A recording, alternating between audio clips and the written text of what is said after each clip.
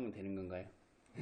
아, 그냥 이게 뭐 이게 숙제 하락해서 어쩔 수 없이 또 숙제를 그렇게 했는데요.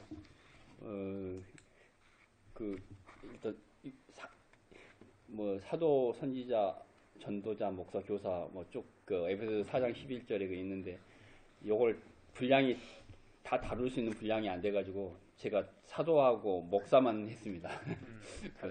네, 목사만 했고, 왜냐면 저번에 이제 내 생각에는 이게 저번 주에 좀 이렇게 이야기를 된 것 같아서, 그래서 다른 거 선지자, 전도자, 뭐 교사 이런 부분들은 이게 여유가 안 돼서 일단 사도하고 이렇게 논점이 예전에 조국영 선생님이 사도 그 부분에서 이렇게 많이 물어보셔가지고 그거하고 또 이제 목사로 또 진행돼가지고 그렇게 해서 그렇죠, 예, 그래서 사도하고 그냥 목사를 조금 이렇게 다시 나도 공부한다는 식으로 정리한다는 식으로 이렇게 해봤습니다.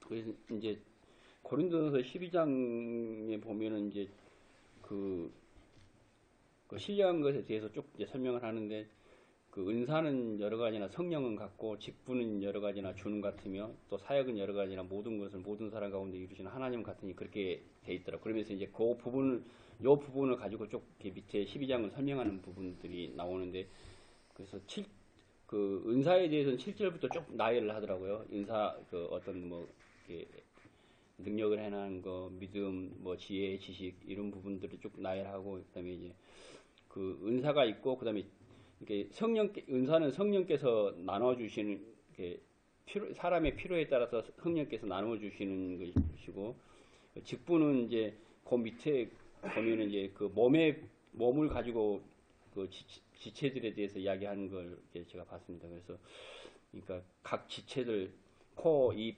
귀 이런 지체들이 그 코의 기능, 입의 기능, 뭐 귀의 기능 이런 식으로 가지고 있는 것들이 이제 그 직분이라고 이제 그렇게 그런 식으로 이제 바울 형제님이 이렇게 말씀하시는 것을 이제 제가 그렇게 저는 읽어졌거든요. 근데 그래서 주는 같다 이 말은 이제 그러니까 이것은 직분은 몸에 관련된 비유 같아요. 그러니까 은사는 성령께서 그냥 기능들을 나눠주는 것이고, 직분은 이제 그러니까 머리는 주는 같다. 머리는 한 몸인데 머리가 하나인데 몸이 이제 그 지체들이 여러 지체들이 있다. 이런 말씀 같습니다. 그래서 그리고 이제 그 사역은 그러니까 각 각 지체들의 몸을 가지고 그 몸이 이제 그 은사, 뭐 말할 수 있는 은사가 있고, 뭐 이렇게 들을 수 있는 은사가 있고, 숨 쉴 수 있는 은사가 있고, 이제 이런 은사들을 가지는 어떤 각 지체들이 모여가지고 그리스도 몸을 이루고, 그 몸이 움직여서 이제 하나님이 원하시는 사역을 하는, 그렇게 이제 정리가 저는 됐습니다. 그렇게 정리가 되고, 그래서 하나님께서 그 직분들을 이렇게 세우셨고요. 그다음에 이제 그 세우신 목적은 성도들을 온전케 하고 또 그리스도 몸을 세우게 하려고 그렇게 세워졌다고 그렇게 이야기를 했습니다. 그래서 특히 이제 사도 같은 경우는 그러니까 몸을 비유해서 그 직분을 주었는데, 사도의 직분 같은 경우는 특히 이제 이런 것 같습니다. 뭐 각 지체들은 그 누구의 명령을 받아서 움직일 때 몸이 이제 일을 하게 되는데, 명령을 받아서 일을 하게 되지 않습니까? 이렇게 팔도 움직이고 손도 움직이고. 근데 머리의 명령을 받아서 이제 그 몸이 움직이게 되는데, 머리의 명령을 받아가지고 전달해주는 역할을 해야 되지 않습니까? 각 마디마디가 연결돼가지고 해야 되는데, 가장 머리의 그 명령을 가장 처음에 받아가지고 전달해주는 그 역할을 그게 사도의 역할이라고 저는 그렇게 생각되더라고요. 왜냐하면 그게 이제 건물을 지을 때도 그 기초가 되는 거죠. 예수님의 말씀을 예수님한테 직접 배워가지고 예수님이 하신 말씀을 들어가지고 이제 교회들에게 가르쳐가지고 이렇게 알려주는 거죠. 그래서 그 일을 제일 처음에 하는 역할이 사도들이어서, 사도들이 그래서 성경을 기록하게 되죠. 그러니까 주님으로부터 배우고 듣는 것을, 주님으로부터 머리의 명령을 제일 처음에 받아가지고 그것을 이제 지체들에게 계시를 받아서 지체들에게 알려주는 역할을, 그러니까 계시를 받아서 그러니까 알려주는데, 이제 뭐 그 시대를 오으니까 우리 시대는 이제 그 알려주는 그 말씀들이 기록된 성경이겠죠. 또 성경을 기록. 그러니까 그게 그 역할을 하는 게 사도들의 역할인 것 같습니다. 그래서 사도는 이제 단어적으로는 그 보냄을 받은 자라는 그 의미가 찾아보니까 있더라고요. 그래서 예, 한문으로는 이제 불일사 무리도를 쓰고 뭐 영어로는 어팟을 이게 한글로 써놨습니다. 헬라어로는 아포스톨로스 이렇게 됐고 히브리어는 샬루아인데 이제 말라크라는 걸 써놓은 것은 뭐냐면 이제 제가 이제 그 요걸 설명하기 위해서 말라크라는 걸 써놨는데 저도 막 검색하다 보니까 이제 그 사도하고 예전에 요하에서 저번에 다뤘던 요하의 사자하고 연관성이 저는 있다고 생각해서 그 부분들을 좀 검색을 해봤는데 그 단어적으로 연관성이 있다고 그렇게 검색이 나오더라고요. 여기 뭐 무슨 발표하는 논문을 썼는데 어떤 한국 외국어대 강사 그분이 이제 그러니까 그 말라크라는 단어가 이게 두 가지를 의미했답니다. 그러니까 천사, 하늘의 천사, 하늘의 사역자, 하늘에서 보낸 사역자를 의미하든가 아니면 인간, 그러니까 뭐 학계서 같은 경우, 학계 같은 경우는 이제 여호와의 사자라고 우리 표현했으니까 두 개를 의미했는데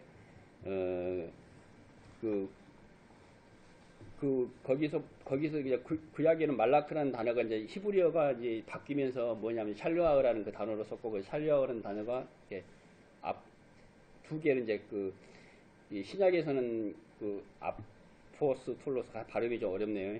어려운데 이제 요 단어로 쓰여지는데 이제 그 사자를 그러니까 천사라는 단어죠. 그러니까 소위 말하는 천사라는 단어가 이렇게 지금 말하면 천사라는 단어로 사용할 수도 있고 그냥 사역자라는 사자라는 단어로 사용할 수 있고 두 개. 근데 영어 성경에서는 이게 헬라어에서는 나눠졌다 하더라고요. 그러니까 천사하고 뭐 사도 이렇게 두 가지로 나눠졌다고 그렇게 나오더라고요.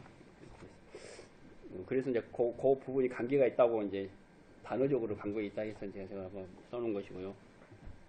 맨 처음에 이제 사도로 오신 분은 이제 예수님이 사도이셨고 왜냐면은 예수님 구약에서 이제 요하의 사자로 계속 나타나셨는데 그분이 이제 언약의 사자신데 그분이 이제 오신 거죠. 신약에 언약의 사자로 오신 분이 오셨는데 그분이 이제 아버지께서 보내신 사도시죠. 아버지께서 보내셨으니까. 그래서 근데 예수님이 사도이신데 또 예수님도 택해서 보냄 12를 택해서 이렇게 보냅니다. 그리고 보내면서 사도라는 명칭을 이제 사도라 칭하셨다고 이렇게 누가복음에서 이렇게 나옵니다. 12를 택하여 사도라 칭하셨으니 이렇게 되어 있더라고요. 그러니까 12를 택한 이유는 이제 구약의 12지파가 구약의 이스라엘 나라의 기초를 이룬 기초가 12명이지 않습니까? 야곱의 12아들. 그래서 이제 신약의 교회의 기초가 12로 구약의 12이 신약의 12로 시작하는 거예요. 그래서 주님이 이제 12명을 부르신 거고 근데 이제 부르셔가지고 그냥 보내신 게 아니고 어떤 능력을 주어서 보내시더라고요. 뭐 귀신도 쫓아내고 악한 것을 고치는 힘을 줘서 보내는 거죠. 그 다음에 이제 그 예수님이 승천하신 후에는 이제 그 12 중에서 가룟 유다가 빠지고 마띠아가 그 안에 선출되고 또 계시록에 보면은 이제 신약은 이제 12명으로 터를 세웠죠. 그리고 그것이 이제 구약의 계시록에 보면은 어린 양의 신부인 새 예루살렘이 나오는데 그 이제 교회를 말하고 있지 않습니까? 새 예루살렘이 교회의 기초석이 뭐냐면 이제 어린 양의 12사도 이름이 거기 기록되어 있습니다. 그 교회의 기초라는 거죠. 그리고 사도들은 이제 예수님께 이제 가르침을 받았고 또 이제 그 후에 이제 성령께서 또 생각나게 하시고 사도들은 이제 그 터를 세웠는데 그 터는 이제 저번에도 우리가 이야기했듯이 이제 그리스도라는 터를 세운 거죠. 그리스도라는 터는 이제 예수님의 말씀을 받아가지고 그 말씀으로 터를 세운 거고 그리고 그 예수 그리스도라는 터 위에 이제 교회가 건축되고 집이 지어져 가고 그래서 그 베드로한테 이 반석 위에 내가 교회를 세우니 음부의 권세가 이르지 못하리라 이렇게 해서 주님이 이 반석 위에 이제 내 교회를 세우겠다고 그렇게 주님이 말씀하셨습니다. 그래서 그게 마태복음 7장하고 연결돼 보니까 나의 이 말을 듣고 행치 않은 자는 모래에 지은 자라고 이렇게 그렇게 주님이 말씀하시더라고요. 그러니까 그러니까 주님의 말씀이 그 토대인데 이 토대 위에 집을 짓지 않고 엉뚱한 데다 집을 지으면 모래 위에 집을 짓게 되고 주님의 말씀의 토대 사도와 선지자들의 세운 교회 그 토대 위에 집을 짓고 거기에 집을 지으면 반석에 그 반석이 이제 예수 그리스도란 토대 위에 세워졌기 때문에 반석인 것 같아요. 그래서 버림을 당하는 것 같습니다. 토대를 벗어나서 이제 하는 사람들이요. 그래서 제일 처음에 뭐 12사도가 유대인 교회에 터를 세웠고 그 위에 이제 이방인 사도가 이방인들 교회에 터를 세워서 이제 올라가는 것 같고요. 그리고 이제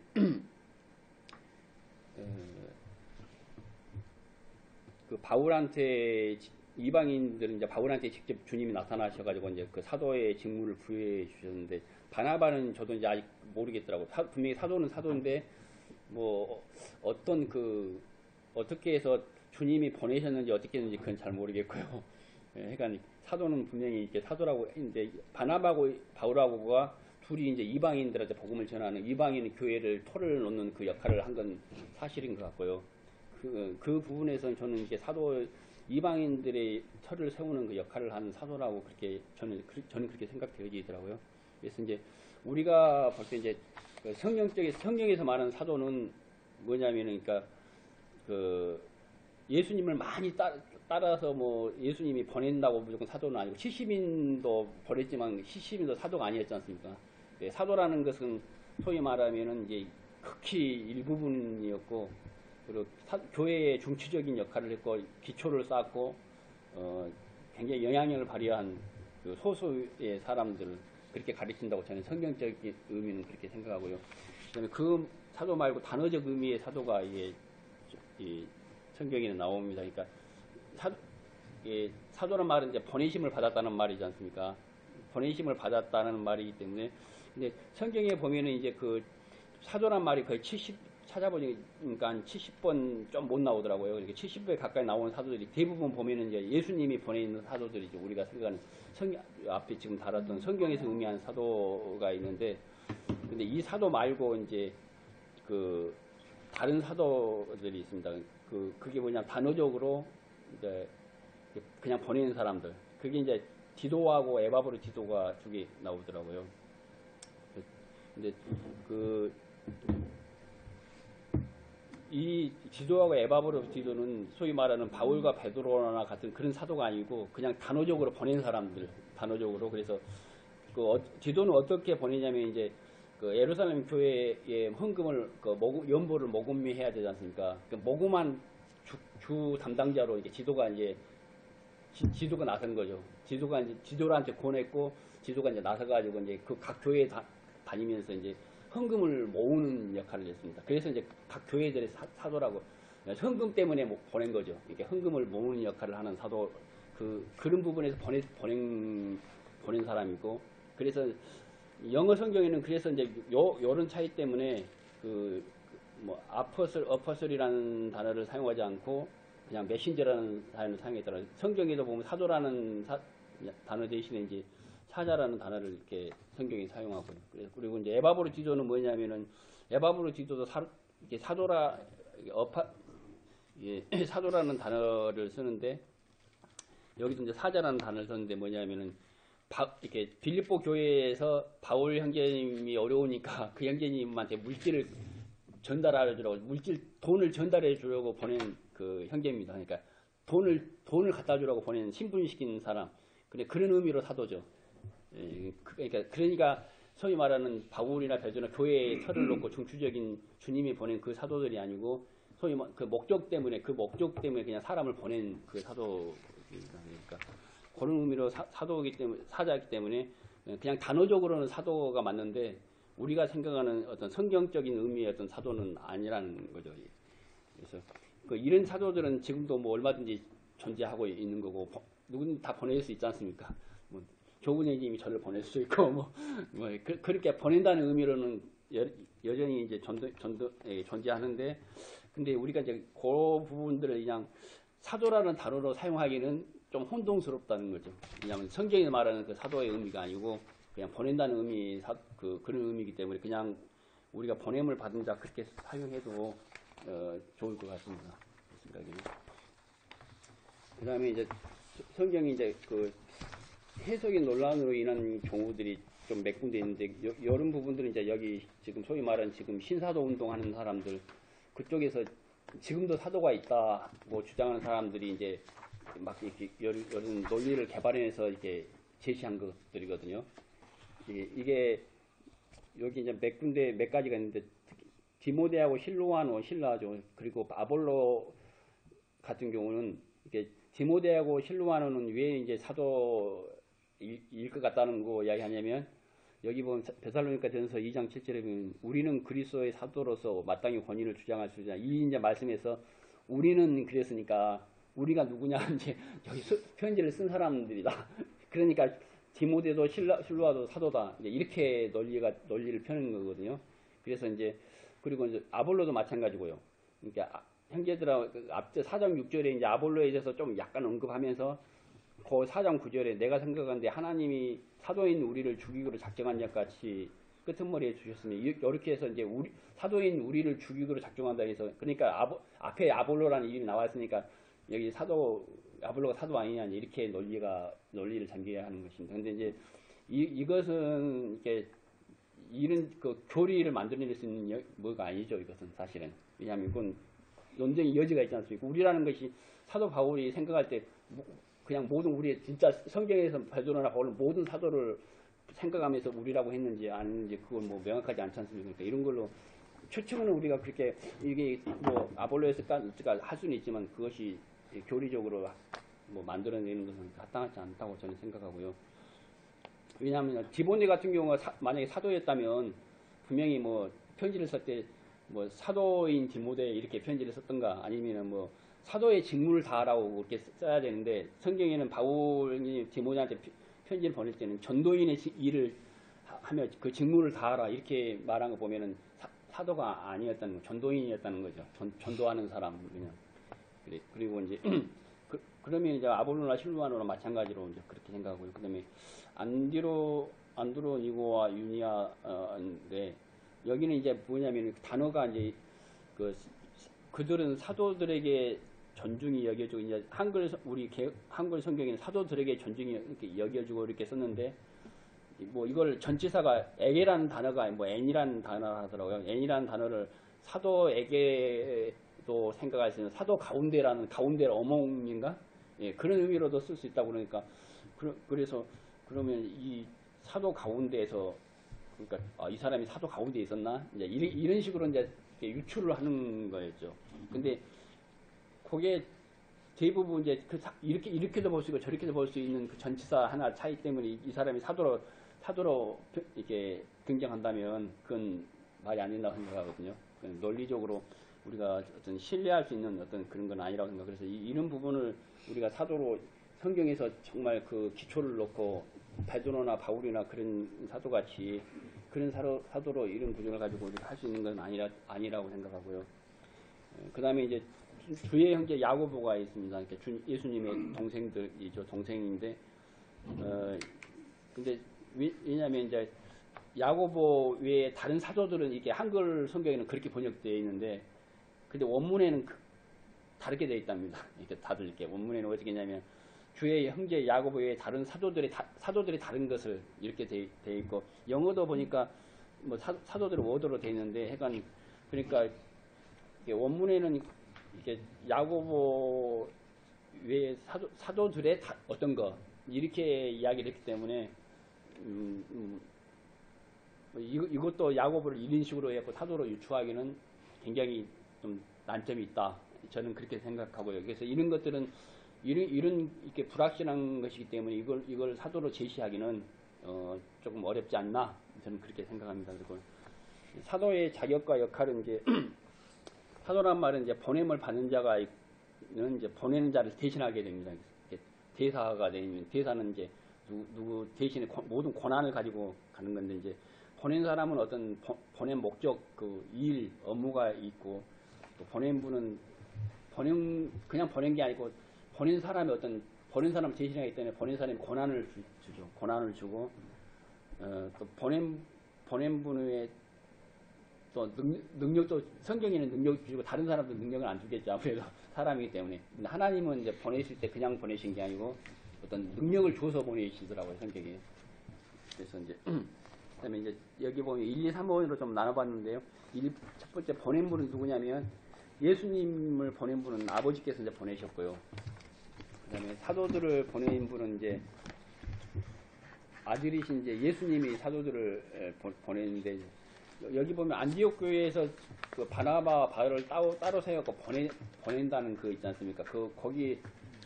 거기 보낸다는 것은 한국말로는 보낸다라고 써 있는데, 저도 이게 엊그저께 그 사이트를 통해서 막 검색해 봤는데, 그게 아니고 이제 다른 단어가 다르더라고요.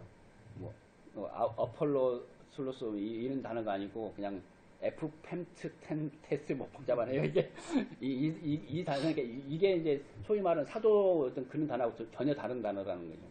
그러니까 이제 그래서 성령께서는 이제 직분을 세워서 보내시는 분이 아니고 그냥 보내는데 은사를 주시고, 어떤 부분들은 약간 사도를 세워서, 성령께서 사도를 세워서 사도를 임명하는 것은 성경에서는 저는 못 봤거든요.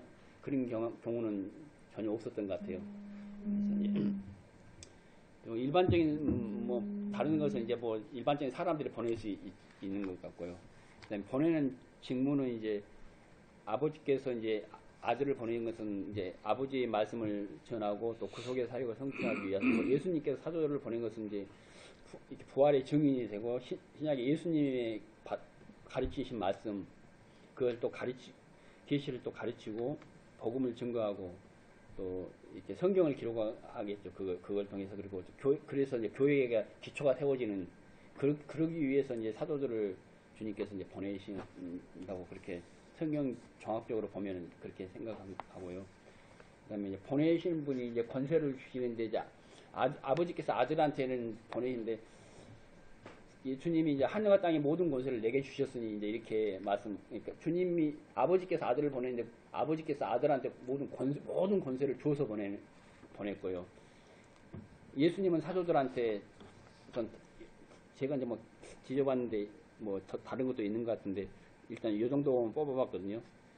처음에는 이제 구원의 문을 여는 권세가 있더라고요.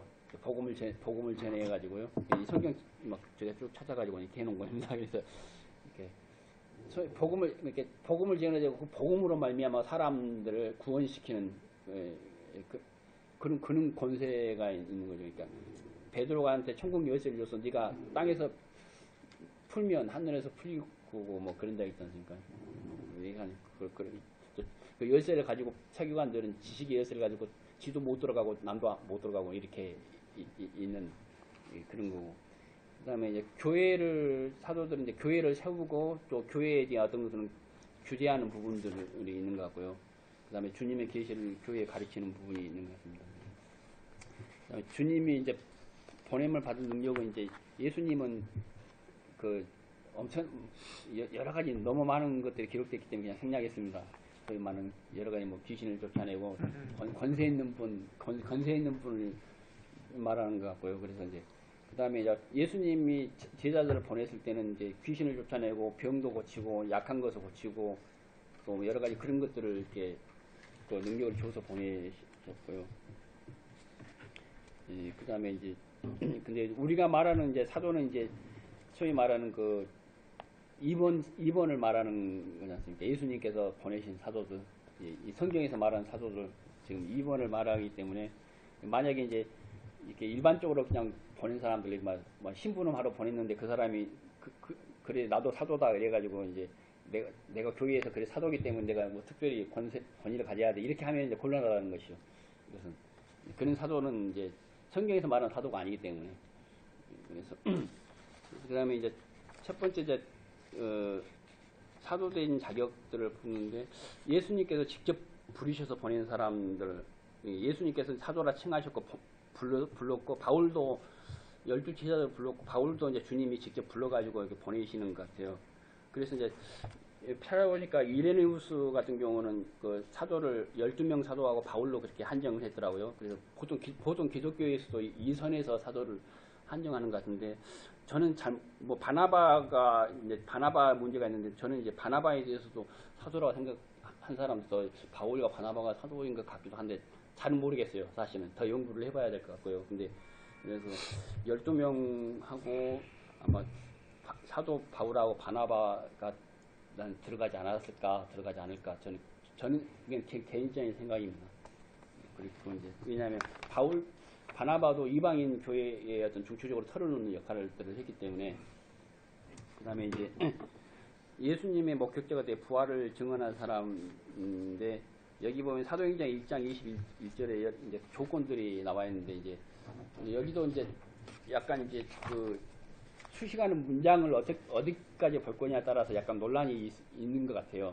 예를 들어서 이제 마지막 다른 건 다 수식하고 마지막에 중요한 핵심 결론 세워서 우리와 더불어 예수께서 부활하심을 증언하는 사람이 되게 하여야 하려는 요게 이제 핵심이 돼가지고 요 부분을 말하기 위해서 그냥 앞에는 수식을 하고 말하고 실제 부활하심을 증언하는 사람 요 부분까지만 이렇게 여기에 포인트를 맞췄다면은 뭐 바울도 뭐 문제가 없는데 만약에 우리와 함께 다니면서 뭐 계속 뭐 있었던 사람들 그러면 이제 바울은 포함이 안 되는 거죠. 이게 왜냐하면 바울은 나중에 참여한 사람이었기 때문에 그런데 이제 바울이 이제 그 사도의 자기가 고린도전서나 보면은 자기가 사도라는 것을 변호하는 부분들이 여러 가지 있지 않습니까? 변호하는 부분 중에서 뭐냐면 내가 사도가 아니냐, 예수 우리 주를 보지 못하였느냐 이렇게 말하면서 사도의 어떤 것을 예수님을 본 목격자, 그러니까 목격자였단 말은 부활하신 주님을 봤죠. 예수님을. 그러니까 그래서 이 부분들을 사도 바울은 부활한 예수 그리스도를 본 증인 이 부분에 초점을 맞추고 있는 것 같다는 생각이 저는 들고요. 그 다음에 이제 고린도서 15장 또 사도 중에 사도를 언급해서 하는 말이 이제 나에게도 보이셨다. 이렇게 나도 부활하신 주님을 봤다. 이제 이 부분을 하면서 사도들을 강조한 거 보면은 이게 사도의 조건이 부활하신 주님을 증거할 목격자로서 증인이 된 이 부분이 아닐까 저는 그렇게 논란의 여지는 있지만 저는 그렇게 생각을 해보고요. 그 다음에 세 번째는 이제 사도는 사도의 표식이 따르는데 왜냐하면 예수님께서 권능을 줬고 그렇기 때문에 그 권능을 행사하게 돼 있고요. 그래서 사도들은 항상 보면은 그 표식이 따랐습니다. 그러니까 귀신도 쫓아내고 능력쟁이가 막 병든 자가 막 일어나고 안진병가 일어나고 그렇게 그거 이제 주님이 그 능력 사도라는 표식도 이제 보면은 바울이 이제 고린도전서에서 사도의 표가 된 것은 그러면서 이제 너희 가운데서 모든 참음과 표적과 기사와 능력을 행한 것이라. 그러니까 표적과 기사와 능력을 행한 것이 사도의 표시라고 이제 이렇게 말하고 있습니다. 그런데 이제 거기 표적과 기사와 능력은 악한 자 사탄도 이제 그렇게 하지 않습니까? 그다음에 이제 그 오늘날 그 소위 말하는 오늘날 사도라고 하는 사람 많지 않습니까? 자기가 사도라는 사람들. 이제 그 사람들이 또 막 표적을 행하잖아요. 뭐 소위 말하는 막 그 장풍을 휙 날리면은 막 툭 떨어져가지고 막 달달 떨면서 막 뒤집어져가지고 막 땅이 굴리고 막 그런데 그것부터 자기들은 뭐 엄청난 표적을 행했다고 막 하면서 막 이 성령의 역사를 했다고 하면서 그렇게 하는데 그러니까 이제 그것은 사람도 할 수 있지 않습니까? 그거 달달 떨면서 이렇게 하는 것은. 근데 그 다른 것은 뭐 다 뭐 이렇게 이상한 말 같은 거 하는데 그건 못 하잖아요. 그 마가복음에 보면은 무슨 복을 마시더라도 해를 받지 않고 뭐 뱀을 집어도 그러니까 다른 건 다 하는데 뭐 그 뱀은 안 집더라고 그 사람들. 그러니까 일상적으로 우리가 할 수 있는 그런 것들은 자기들이 사도라 하면서 다 막 달달 떠는 것은 누가 못 합니까 그게. 그러니까 그래 한번 이제 뱀을 한번 집어봐야 되는 거죠. 그 사람이 안 죽는가 독사를 한번. 그다음에 이제 예수님의 가르침을 받아서 이제 계시를 받아서 교회에 기초를 넣는 사람들이 이제 사도인 것 같고요. 이제 사도가 이제 있느냐 없느냐 이제 지난주에도 저희가 이제 계속 그 부분 가지고 계속 이렇게 해서 여 부분들을 집중적으로 좀 그래도 다뤄봤습니다. 여러 가지로 자격이나 그렇게 다 그런 부분들인데요. 일단은 오늘날의 그 소위 말하는 성경에서 예수님이 세운 사도 그 말고 그냥 단어적인 사도는 존재하죠. 분명히 보낸 사람들은 보내기도 하고 보냄을 받기도 하고 그렇기 때문에 누구든지.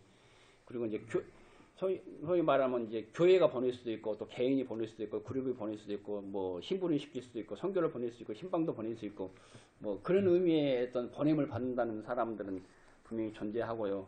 예. 그래서 그런데 여기는 뭐 특별한 사람은 없고 그래서 이제 사도라는 명칭으로 부르는 거라고 이제 그 사도라고 말하면은 그 사람들을 사도라고 부르면은 좀 혼동을 가져올 수 있는 것 같아요. 그래서 이제 예를 들어서 이제 교회란 단어도 어디서부터 불러도 나온 물이지 않습니까? 근데 뭐 물이라고 해서 뭐 어디서 막 뛰어나온 물이라 해서 무조건 그 사람들도 다 교회라고 말하지 우리가 부르지는 않지 않습니까? 단어적으로는 교회이지만 그 사람들도 그지만 우리가 말하는 교회는 성경적인 의미, 소위 말 단어적인 그런 의미가 아니고 성경적으로 예수 그리스도 피로 거룩함을 씻어서 나온 무리들, 세상에 나온 무리들 교회라고 우리는 그렇게 한정돼서 하고 있고요. 그다음에 성령이란 단어도 루아우로서 이제 호흡이라는 말인데 호흡이란 단어라 해서 숨을 쉬면 다 성령이라 말할 수는 없지 않습니까? 그러니까 이제 성경에서 말하는 영을 루아우라는 단어 쓸 때 성령을 의미하는 그 의미가 있기 때문에 다른 것들은 똑같은 루아우고 똑같은 스피리트여도 그 하나님의 영이 성령과 뭐 다른 의미가 있기 때문에 우리가 말하는 성령은 한정된 의미의 어떤 성령을 말하는 것이 소위 말하는 모든 호흡을 다 성령이라 할 수는 없는 거죠. 단어적으로. 그리고 또 이제 기름을 받았다는 의미는 그리스도라는 의미지 않습니까? 근데 우리가 다 기름을 부음을 받았다고 그랬잖아. 기름 부음이 우리 안에 있다고 그랬기 때문에. 근데 기름 부음 받았으니까 내가 다 그리스도다. 이렇게 소위 말하는 데가 있습니다. 자기가 누구 그리스도 이게 그리스도 하더라고요. 그 사람들. 왜냐하면 소위 자기들이 기름 부음 받았다 이 말이죠. 그러니까 우리가 그리스도다. 근데 성경에는 단 한 번도 바울이 자기를 그리스도라 말한 적도 없고 누구에게 그리스도라고 명한 적도 없었고요. 그냥 그리스도인들이라고는 하지만 고유명사인 그리스도는 예수 그리스도 한 분한테 한정돼서 쓰인 것이 그게 그러니까 단어적으로는 기름 부은 거 맞죠. 다 그리스도죠. 근데 성경에는 다 그렇게 안 쓴다는 거죠. 한정되게 쓰는 것이지 단어적으로 그렇게 안 쓴다는 것이고요. 계시라는 것도 마찬가지로 나타내 더해주다는 단어가 다 이제 계시면은 보여주는 건 다 계시라는 단어를 써버리면 이제 성경에서 말하는 계시 그 계시하고 혼동돼 버리기 때문에 우리가 말하는 계시는 성경에서 말하는 그 하나님께서 보여주시고 펼쳐 보여주신 그 계시하고는 다르기 때문에 우리는 지금 하나님 보여주신 그 계시를 다루고 있는 것이지 무조건 나타내 보인다고 다 계시라는 단어를 써버리면 혼란을 가져올 수가 있는 것 같고 사도도 마찬가지라고 생각하고요. 그다음에 이제 두 번째는 이제 그 교회가 저번에도 이야기했지만 교회가 이제 그 보내심을 주님으로 보내심을 받아서 이제 사도적 역할을 수행하는 것 같습니다. 그리고 왜냐하면 이제 그 복음을 보내심을 받지 않으면 어찌 전파하는 사람도 이제 복음을 전하는 사람은 다 보내심을 받아가지고 가는 것이고 또 주님도 이렇게 세상 끝날까지 모든 사람을 이렇게 제자를 삼아서 이렇게 가르치고 또 지키게 하라 이걸로 이제 교회를 보내셨기 때문에 그런 측면에서는 교회가 사도적 역할을 하는 것 같습니다. 여러 가지 논점들이 있는데요. 요 논점들은 이제 그 질문에 대한 답변들을 내가 좀 적어봤습니다. 그래서 만약에 사도가 성경에 기록되어 있기 때문에 모든 시대에도 사도가 존재해야 되는가 이렇게 왜 성경에 사도가 있잖니 그러니까 어떤 시대든지 다 사도가 있어야 된다. 지금도 이제 이렇게 하는 질문들에 대해서는 우리가 모든 시대의 성경 기록들은 모두 같은 방식으로 대입시킬 수 없다고 생각합니다. 왜냐하면 그 성경 역사라는 것은 분명히 발전하고 진행하기 때문에 모든 것을 망고불변한 것이라고 생각하고 모든 걸 다 망고불변한 것을 여겨버리면 안 된다는 거죠. 그래서 특히 이제 가장 기본적인 구약과 신약으로 나누어서 이제 우리가 적용하는데 만약에 구약을 그대로 신약에 적용시켜버리면 이제 문제가 생겨버리죠. 왜냐하면 율법주의가 돼버리고 유대주의가 되고 만약에 그렇게 되면은 성경이 말하는 바울이 저주 아래 있는 사람이 돼버린 거죠. 그러니까 그럼 예를 들어서 구약에서 했기 때문에 여전히 신약을 그대로 만고불변 이건 진리다.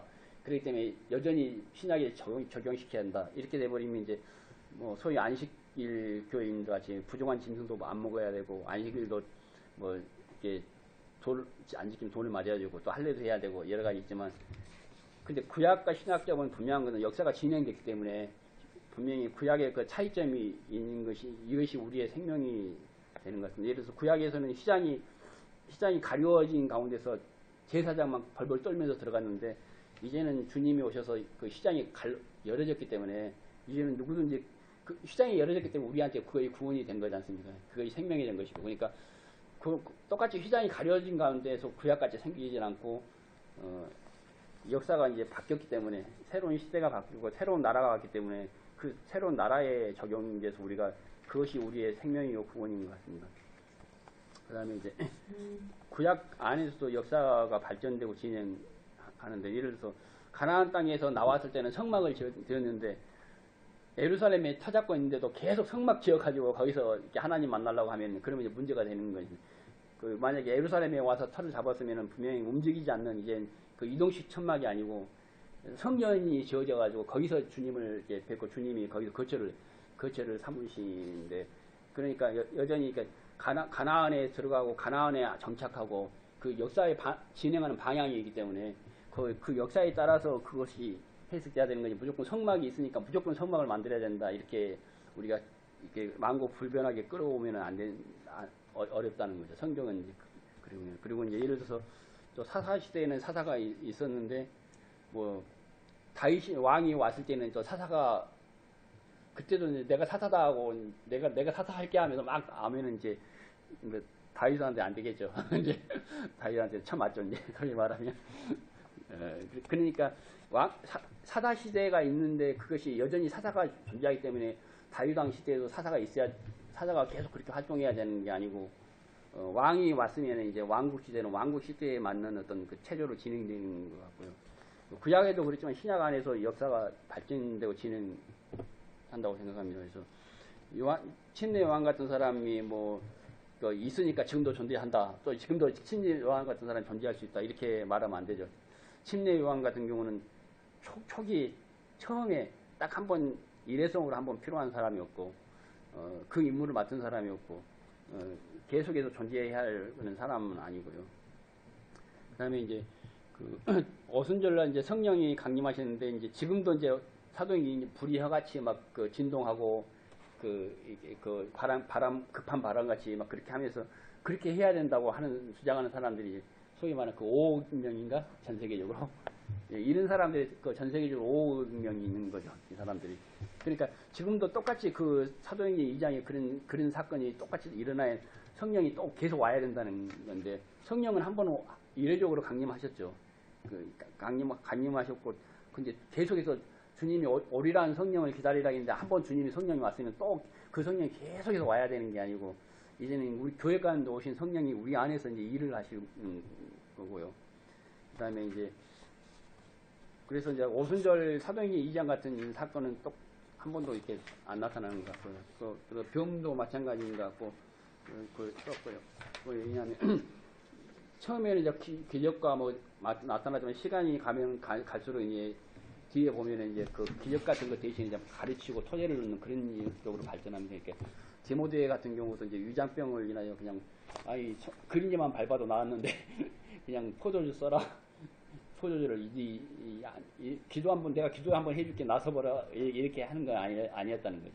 그러니까 모든 바울의 초기의 기적과 어떤 그걸 통해서 역사했던 그것이 동일하게 계속해서 매 순간 만고불변하게 나타나야 되는 건 아닌 거죠. 시대가 가면서 거의 바뀌는 거고요.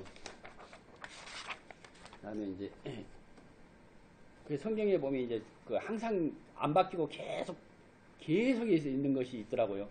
그 고린도서 13장 보면은 믿음, 소망, 사랑 이 세 가지는 항상 있을 거라고 이제 그렇게 이야기해요. 이것은 안 바뀌는 거죠. 계속해서 있는 것이고, 근데 부분적인 것들은 바뀐다고 성경에 되어 있습니다. 부분적인 것들은 이제 온전한 것이 오면은 이제 끝나게 되고, 또 그 기능들이 다 역할들이 끝나게 되면 세례 요한이 뭐 들어간 것 같이로 그 역할들이 끝나게 되면은 이제 바뀌게 되겠죠. 그래서 이제 어린아이 그 바울이 말했던 내가 어린아이 때는 어린아이 같이 했는데 장성한 내가 어린아이 일을 버려버렸다고 성경에는 그렇게 그 바울은 그렇게 말하고 있거든요. 그러니까 어린아이 일을 이제 어린아이 때는 어린아이 시대가 있는 거고 교회가 커서 이제 장성하고 교회들이 커서 올라가기 시작하면은 그 어린아이 때를 반복하지는 않는다는 거죠. 이제 장성한 어른의 어떤 그것들이 세워지는 것이지.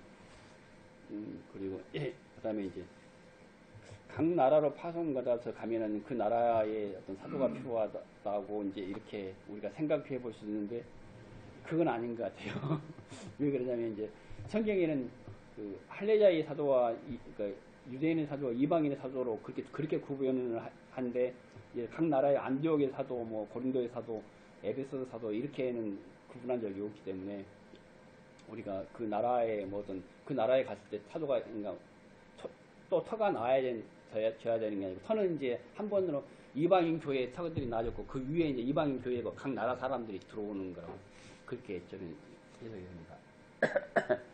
그다음에 이제 그 은사와 직분에 대해서는 우리 조영진님하고 조금 첨예한 대립이 있는 부분인데 이제 저는 그렇게 이렇게 보여졌으니까 사도로 이제 세우심을 이렇게 받았으면 그에 따른 이제 많은 이제 권한과 이제 능력을 주님께서 주셨습니다 분명히. 그리고 이제 성령께서 오신 이후로는 이제 주님이 말은 너희가 큰 권능을 받고 뭐 이렇게 말은 성령이 오시면은 예전과 다른 어떤 큰 권능들이 옵니다. 이게 그 권능들이 이제 그 은사들이겠죠. 그 은사들이 오는데 그 왜 은사들을 주시냐면 사도의 그 직무를 감당하기 위해서 그 은사들을 주님이 이렇게 주신다고 생각합니다. 그래서 그 권능이란 것들은 예를 들어서 이제 사도들이 발휘했던 어떤 능력들이 뭐냐면은 병도 고치고 예를 들어서 만진병이도 낫게 하고 그다음에 이제 어떤 능력들을 행했습니다. 그리고 귀신도 쫓아냈고 그다음에 방언도 했습니다. 방언은 사도행 2장에서 방언을 했지 않습니까? 그다음에 사도들은 이제 영적 분별력이 있어서 잘못된 것을 가짜를 쳐냈지 않습니까? 거짓 사도들이 들어왔을 때.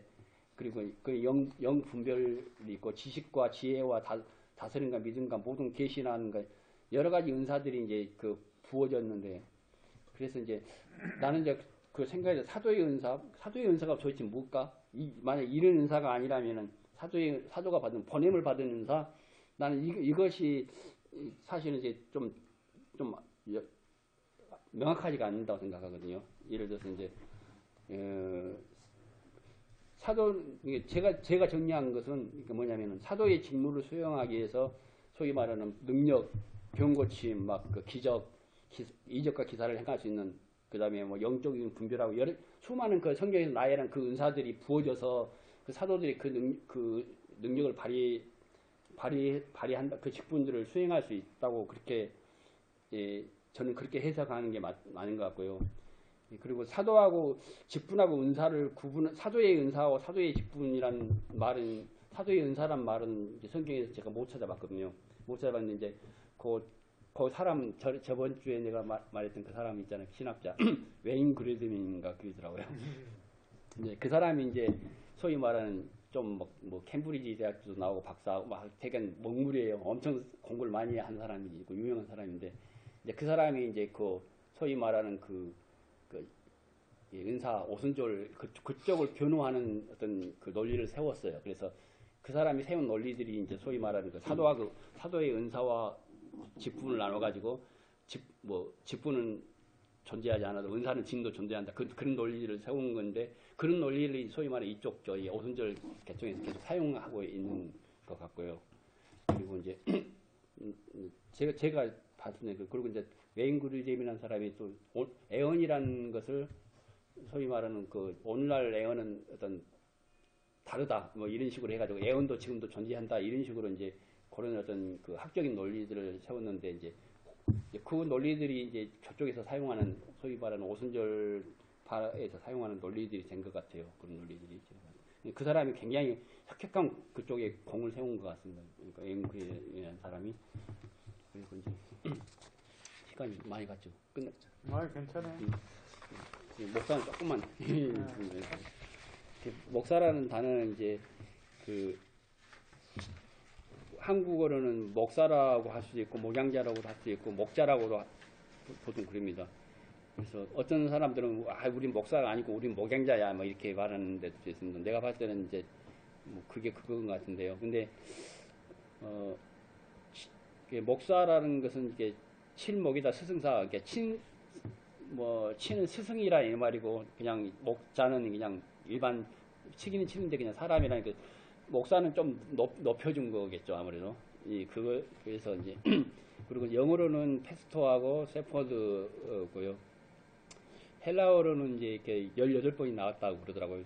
저 찾아보니까 겨우겨우 어떻게 찾아봤는데 이렇게 돼 있더라고요. 그래서 그 새로운 발굴한 그 사이트, 소개하는 사이트 있지 않습니까? 거기 찾아가서 이렇게 붙여넣기 하니까 쭉쭉 나오더라고요. 그래서 여기 보면 이제 그 18번, 18번 그런 의미인데, 이제 영어로 번역할 때 에베소 4장은 패스토로 그냥 번역했고, 나머지는 그냥 그 목자, 이렇게 셰퍼드로 이렇게 번역을 했습니다.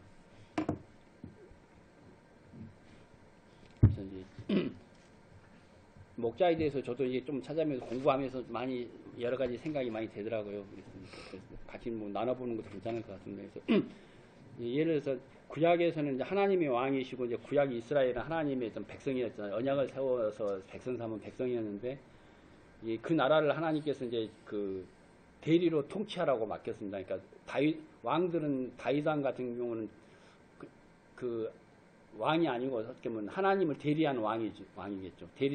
대리로 대신 다스리는 왕이, 하나님을 대신해 다스리는 왕이고, 이스라엘 왕은 하나님이시고, 이게 이제 이 정의가 맞는 거죠. 그래서 하나님은 다윗이 하나님을 대리해서 다스리는데, 다윗은 정말 잘 언약을 따라 다스려서 선한 왕이었습니다. 그래서 그 목자의 역할을 잘 감당을 다윗은 했죠. 근데 그 위에 일어난 왕들은 이제 하나님의 언약을 떠나서 지 멋대로 이제 행하게 되고, 그 다음에 뭐 예레미야서 보면은 이제 제사장 선지자들 다 마찬가지로 그렇게 해서 백성들이 보니까 내 양떼들이 이렇게 불쌍해서 이제 흩어졌고, 그렇게 나오고 노략질을 당했습니다. 그러니까 또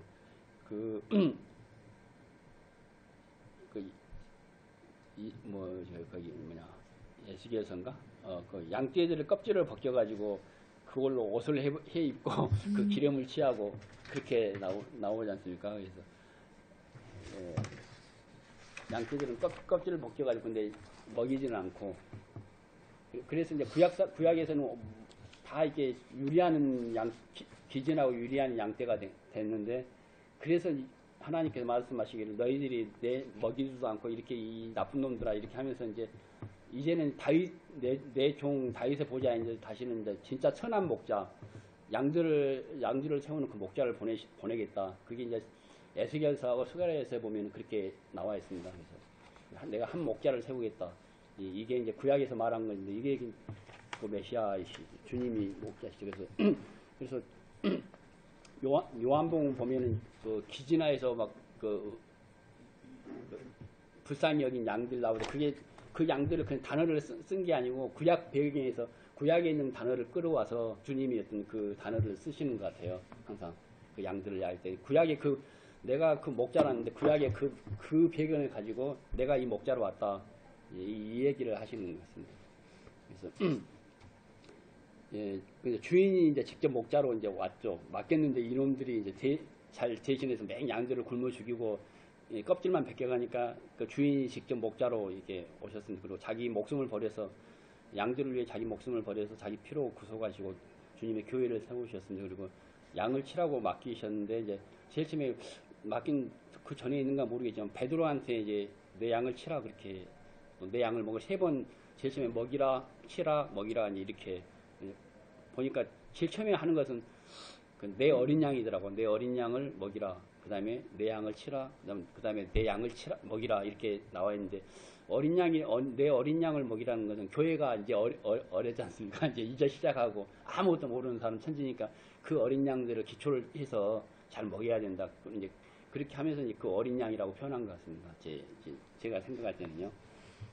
그 다음에 이제 베드로만 양을 치는 사람이 아니고 성경에는 이제 양을 치는 사람들을 언급하는데 이게 이제 교회 어른들을 양을 치는 사람으로 언급하는 것 같습니다. 그러니까 양들 중에서 많이 성장해서 많이 자라고 다른 양들을 돌아볼 수 있는 영적 상태를 가진 사람들, 이 사람들을 성경에는 다른 말로는 뭐 장로들이라고도 하고 감독자들이라고도 그렇게 표현하는 것 같은데요. 사도행전 20장 보면은 이제 장로들을 청해가지고 장로들에게 하는 말씀 중에서 자기를 위하여 온 양떼를 상가라 성령이 그들 가운데 여러분을 감독자로 삼고 하나님이 자기 피로 사신 교회를 치게 하셨느니라 이제 이렇게 그러니까 어른 양들이 소위 말해 장로란 말은 어른이란 뜻이지 않습니까? 어른 양들이 그 어린 양들을 보살피고 치고 해야 되는 부분이 있는 것 같고요.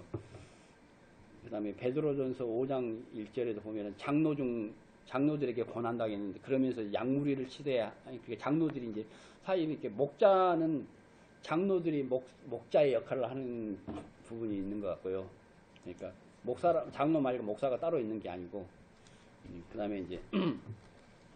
다음에 장로들만 또 양을 치는 사람이 아니고 주님의 일을 하는 사람들을 성경에는 양을 치는 자로 그렇게 표현한 것 같고요. 왜 그러냐면 이제 여기 보면 누가 양떼를 그리고 그 양떼의 젖을 먹지 않겠느냐 이렇게 말한 걸 보면 이제 이것은 바울이 이제 자기가 양떼를 길렀단 말이지 않습니까? 그리고 그뿐만 아니고 위에 보면 쭉 다른 분들의 좀 언급하거든요. 그러니까 다른 분들도 꼭 장로든 장로가 아니든 상관없이 주님의 일을 하고 양떼를 먹이고 기르는 사람들이 있으면 그 사람들은 양떼를 치는 사람들이지 않습니까? 그러니까 바울도 양무리를 먹였죠. 사실은 사도들도 양무리를 먹였고 베드로도 양무리를 먹였지만 사도들도 양무리를 먹였고 바울도 양무리를 먹였고 다른 사도 말고 다른 사람들도 주의 형제들이나 그렇게 언급된 다른 사람들도 양무리를 먹여. 그러니까 양들한테 계속 먹이를 공급해주고 도와주고 주의 일을 하는 사람들을 그 사람들이 뭐 양을 치는 사람들이라고 저는 그렇게 정리가 되었습니까? 양을 치는 사람들, 양한테 이제 꼴을 갖다 주는 사람들에서 양을 친다라는 의미를 이제 좀 연구를 해봤습니다. 이번 기회에. 그러니까 이번에 목자를 다루다 보니까 그냥 조금 이런 저런 부분들을 살펴보는 게 좀 좋을 것 같더라고요. 그래서 그 첫 번째는 이제 그 양떼들을 이렇게 지키고 보호해야 되는 부분이 있는 것 같습니다. 사도행전 2장 보면은 이제 사나운 이리가 너희 와서 그 양떼를 아끼지 아니하며 그러니까 장로들이 뭐냐면 사나운 이리가 들어왔을 때 방어를 해야 한다는 이 말이죠. 양을 치라는 의미는 교회에 다른 정말 잘못된 교리라든가 다른 것들이 와서 교회를 망가뜨릴 수 있으니까 늑대들이 들어와서 이렇게 할 수 있으니까 그것을 방어를 해야 되는 부분이 있는 것 같아요. 그 다음에 이제 만약에 이제 방어를 하려면은 지키려면은 이 부분에는 뭐가 필요하냐면 영적인 분별력이 필요한 거예요. 영적인 분별력이 없으면 이제 누가 돌아서 뭔 말 하는지 도대체 다 좋다 이렇게 해버리면 이제 안 되는 것 같고요. 그러니까 그래서 성경에 보면 영분별 은사를 하나님이 따로 주신 것 같습니다. 그러니까 그래서 왜냐하면 양떼를 치는 사람들에게 특히 이제 영적인 분별력들이 은사들을 가지고 있어야 그 양떼를 치를 수 있는 것 같고요. 영적 분별력만 필요한 게 아니고 지식들이 있어야 되는 거야. 아무것도 모르면은 도대체 저 사람이 뭔 말하는지 맞는지 틀린지. 그러니까 성경에는 지식의 은사가 있고 또 지혜의 은사도 있고 믿으면 또 담력도 있어야 되니까 딱 와서 하면은 막 공격받고 막 그래도 믿음으로 타개하죠. 그냥 딱 하면서 부딪혀하고 한번 싸우기도 하고 이렇게 뿔로 받기도 하고 그래야 되는 믿음도 필요하고 그러니까 그 양떼를 치어야 되는 데는 여러 가지 은사들이 동원돼야 되는 그런 부분이 저는 그렇게 있다고 생각되어지더라고요. 그래서 근데 그 양떼를 지켜야 되는데 이제 성경에 이사야서 보면은 이제 뭐 벙어리 개들 그 나오는데 그 이스라엘의 파수꾼은 맹인이 다 무지하며 벙어리 개들이라 짖지 못하며 다 꿈꾸는 자들이 누워있는 자들이요 잠자기를 좋아하는 자들이니. 그러니까 뭐냐면은 뭐가 왔는데도 파수꾼을 하고 개를 세워놨는데 이 개가 그냥 벙어리 개가 돼가지고 뭐가 왔는데 도둑이 왔는데도 지지도 않고 그냥 잠만 자고 있고 꿈만 꾸고 있고 이러고 있는 거죠. 이게. 그러니까 이제 주님이 그 부분들을 목자를 이야기하면서 이제 이 몰직각한 목자들이라 이거죠. 이거 우상을 섬기고 수많은 것들이 와서 백성들을 잡아 죽이는데도 막 그렇게 하는데도 객소리 안 하고 그냥 먹고 마시고 피하다 아이고 즐겁다 나만 이렇게 하고 있으면 이제 그건 목자가 아니고 이건 거짓 목자 싹군 목자가 되겠죠 아무래도. 그다음에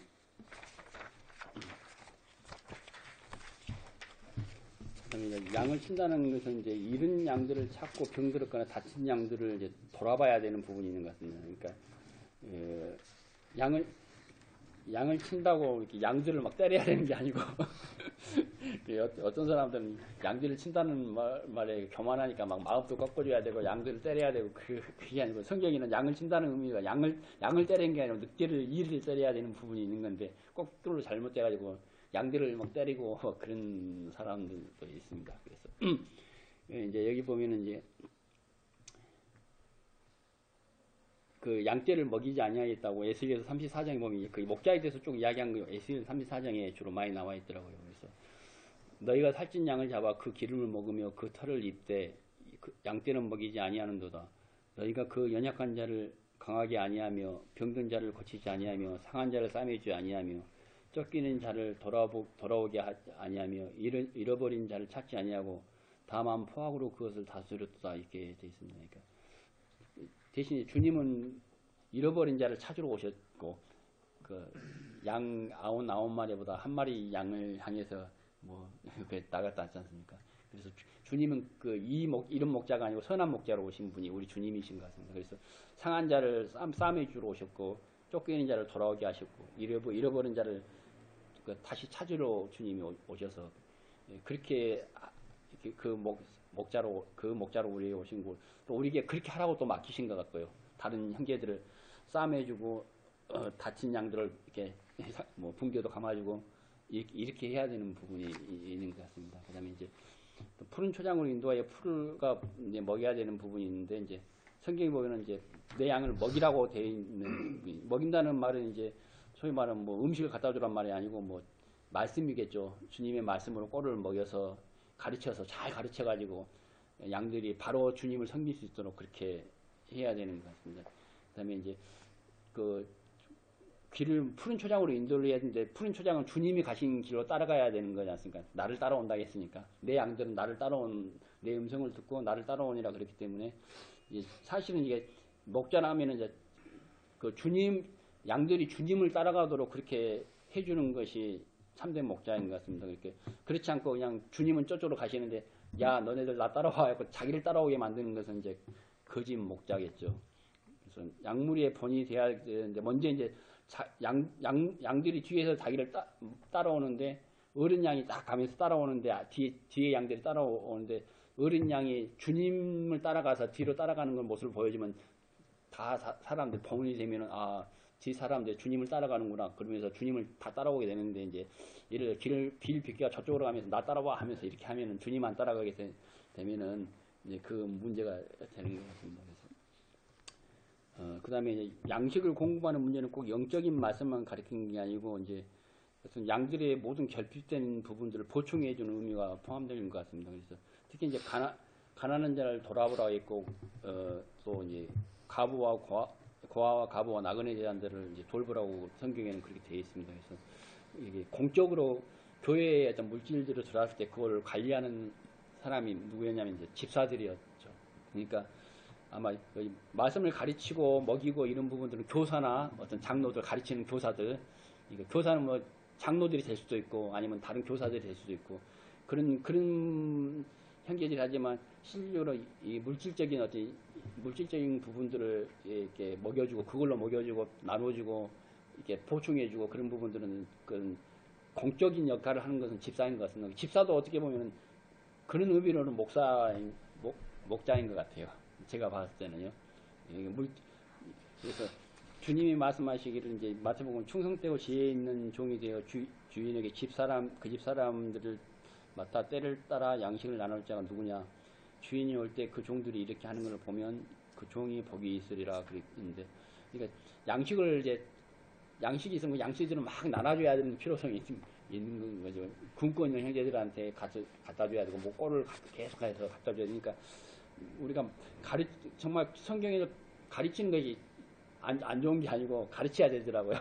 정말 성경을 바로 가르치고, 주님을 따라갈 수 있도록 성경을 바로 가르치고, 양식 공급해주고, 또 그 성경뿐만 아니고 이제 뭐 물질적인 것도 같이 이제 위로도 해주고, 부족한 것들을 결핍해줘야 할 필요성이 있는 것 같고요. 그 다음에 이제 이 부분은 제가 한 삽입으로 넣었는데, 예전에 그런 생각이 들더라고요. 이 구절을 읽으면서, 내가 나를 사랑하느냐, 그렇게 주님이 3번 물어보시면서, 그러면 내 양을 치라 그랬지 않습니까? 그러니까 양을 치려면 자격이 있어야 되는데, 그 자격 조건은 뭐냐면, 내가 나를 사랑하느냐. 주님은 이렇게, 이게 이제 중요하니까 아마 3번씩이나 물어봤던 것 같아요. 그래서 가장 기초적인 자격, 가장 원초적인 자격, 그러니까 소위 말하는 그 뭐 지식을 많이 알고 있느냐, 뭐 목사 타이틀을 땄느냐, 아니면 무슨 학교를 졸업해서 수료증을 땄느냐, 아니면 뭐 그게 무슨 사람한테 안수를 받았느냐, 또 그런 것이 그 양들을 치고 양들을 그 먹이는 그 조건이 아니고, 가장 기초적인 조건은 주님이 네가 나를 사랑하느냐, 이건 것 같고요. 저도 이 말씀을 이렇게 대할 때 참 많은 부분들에 저희가 이렇게 무릎을 꿇어지더라고요. 예. 왜냐면 이거 없이는 그냥 폰만 잡는 거죠. 그리고 양들을 칠 수가 없는 거죠. 왜냐하면 양들을 치려면은 주님을 사랑하면은 그것이 가장 큰 조건이고 가장 중요한 조건이고, 그래서 성경에 이제 여러 가지 고린도전서 12장, 13장 보면서 왜 고린도전서 13장을 거기다 껴놨는가, 그걸 알겠더라고요. 제 생각에는 왜 13장을 끼워놔서 그 천사의 방과 모든 걸 지식을 알고, 모든 걸 산을 옹물한 믿음도 있고 다 있는데, 사랑이 없으면 아무것도 아니다. 그래서 왜 사랑이 필요한가? 가장 기초적인 것이고, 이것이 통과되지 않으면은 안 되는 그런 부분인 것 같습니다. 주님이 그래서 네가 나를 사랑해서 내가 주님을 사랑하고 있는가? 이 부분에 대해서 참 많은 부분들을 오랫동안 저도 이렇게 많이 생각을 했거든요. 그래서 내 목표가 참 소원이, 내가 주님을 사랑하는 것들, 물론 그 사랑이란 것이 깊어져가고 넓어져 가겠지만, 이런 것들이 이게 우리의 어떤 목표가 되고, 또 우리 마음의 준비가 돼야 될 것 같습니다. 뭐 조금 남았지만 이제 그냥 또 하겠습니다. 네, 예, 목사라고 불렸던 사람들은 이제 초대교회에서는 어느 누구도 목사라고 불리는 사람들이 없었습니다. 그러니까 한 번도 그런 적도 없어. 근데 이게 바울 형제님이 교회에게 편지를 써서 보낼 때도 이제 집사와 감독들과 성도들, 이렇게 이제 그러면 디모데나 개인들이 수신자였지만, 이 소위 목사라는 수신자는 존재하지 않았죠. 그러니까 교회 역사에서도 이제 오랫동안 목사라고 불리는 사람도 없었고요. 교회 예전에 이제 교황, 주교, 사제 이런 식으로 이제 누가 만들어내 가지고 하는데, 목사 호칭이 시작된 것은 종교 개혁 시기 때부터 이제 만약에 이제 사도들이 지나서 이제 조금 지나자 보니까 다른 주장들이 나타나기 시작했는데, 예를 들어서 이제 장로들 위에 이제 감독이라는 것들을 세워가지고 다른 장로들이 다 감독들에 굴복하게 만들었습니다. 그래서 이게 이제 감독주의 형태가 이제 로마 카톨릭이 이제, 그래서 교황이 최고의 감독이 돼가지고 이제 다른 사람들이 사제들이 다 복종하게 되는 거예요. 그러니까 장로 위에 뛰어난 사람이 생겨나게 되는 거고. 근데 종교개혁자들이 이제 로마 카톨릭의 개혁에 나왔는데, 그 사제라는 단어를 쓰기가 좀 껄끄럽죠. 아무래도 껄끄럽고 그러니까. 근데 뭔가를 어떤 걸 만들었는데, 그 단어를 찾다가 이제 목사라는 단어를, 소위 말하는 이제 에베소서 거기서 찾으면서 에베소서에 있는 이 단어를 끄집어낸 것이요. 그래서 이제 목사라는 단어를 만들었고, 이제 오늘날 이제 개신교에서 이제 목사라는 것이 타이틀이 돼가지고 이제 여전히 이제 성직제도, 이렇게 소위 말하는 그 직분이라는 것과 어떤 그런 것들은 그 계급이 아니지 않습니까? 코의 역할이지 않습니까? 귀의 역할, 입의 역할, 그런 것들인데, 그렇지 않고 계급이 돼서 코가, 예를 들어 입이 그냥 모든 걸 다스리는 거죠. 입이 발한테도 명령하고 뭐 코한테도 명령하고 그 위에 군림하는 것이죠. 그래서 그리고 이제 그 구약 시대에서는 목자라고 불리는 어떤 직분은 존재하지 않았던 것 같아요. 그래서 이제 구약 시대는 이제 직분들이 왕, 뭐 제사장, 선지자 그런 직분들이 있었는데 목사라는 왜냐하면 이제 왕이나 제사장의 선지자나 이런 모든 사람들이 어떤 그 목자의 역할을 해야 되기 때문에 그냥 왕, 제사장, 선지자는 있었지만 그 목자라는 직분이 따로 있었던 건 아닌 것 같고요. 신약 시대에도 이제 약물이를 먹이는 일은 이제 사실로 보면 사도나 선지자나 모든 교사나 뭐 장로나 집사들도 사실 이렇게 보면 약물을 먹여주는 그런 역할들을 했기 때문에 아마 이렇게 뭐 따로 목사라고 명명한 사람이 있지 않는 것 같습니다. 이게 이제 왜냐하면 모든 사람이 다 목사의 그 양을 먹이는 정말 약물이를 이렇게 꼴을 갖다 주고 먹이는 그런 모든 사람들이 어떤 그 목사의 어떤 그 일을 하게 되는 것 같고요. 호칭은 이제 뭐 전에도 했지만 또 언급했습니다. 써놨는데 이제 그 각자들이 어떤 직분들을 가지고 뭐 손 역할, 코 역할, 귀 역할을 다 그 직분들을 가지고 있지만 호칭은 콧님, 뭐 입님, 발님 이렇게 쓸 수는 없지 않습니까? 그래서 성경에는 호칭은 주님이 명령한 대로 그러니까 그 어떤 납비라든가 어떤 그런 선생이라든가 뭐 지도자라든가 인도자라든가 뭐 다스리는 여기 보면 지도자 그러면 다스리는 자겠죠. 다스리는 은사가 있는 거고요. 그리고 납비는 선생이니까 가르치는 인사, 뭐 교사 그런 은사가 있겠죠. 이것은 이런 칭함을 받지 말라는 거죠, 주님은. 왜냐하면 너희들은 다 형제이기 때문에 너희들은 그냥 어떻게 보면 종이겠죠. 종이고 봉사자들이고 봉사자들이지. 그래서 성경에서 그 표현을 보면은 이제